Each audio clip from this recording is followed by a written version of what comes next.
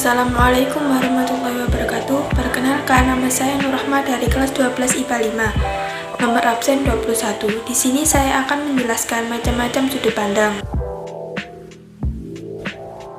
Macam-macam sudut pandang. Yang pertama, orang pertama sebagai tokoh utama.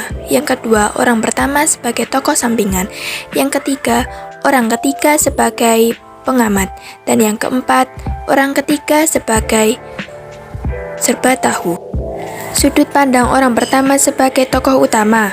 Sudut pandang orang pertama pelaku utama, penulis bercerita sebagai tokoh aku yang mengisahkan berbagai peristiwa yang terjadi serta perbuatan yang dilakukannya.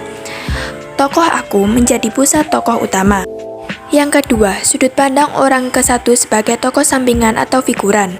Sudut pandang orang pertama sebagai figuran biasanya menggunakan kamu sebagai peran utama, namun sangat jarang ditemukan pada cerita fiksi.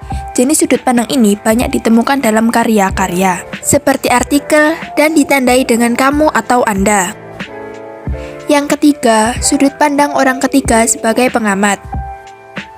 Pada sudut pandang ini, penulis mengetahui apa saja yang terjadi pada tokoh di sepanjang cerita. Namun, penulis tidak mengetahui secara mendetail hal-hal yang diungkapkan dan diketahui oleh penulis, hanya melalui berdasarkan pengamatan luar saja.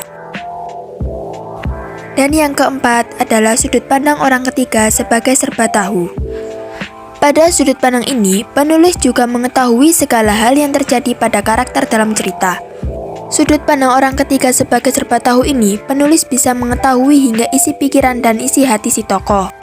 Berikut adalah contoh paragraf yang menggunakan sudut pandang orang ketiga sebagai pengamat.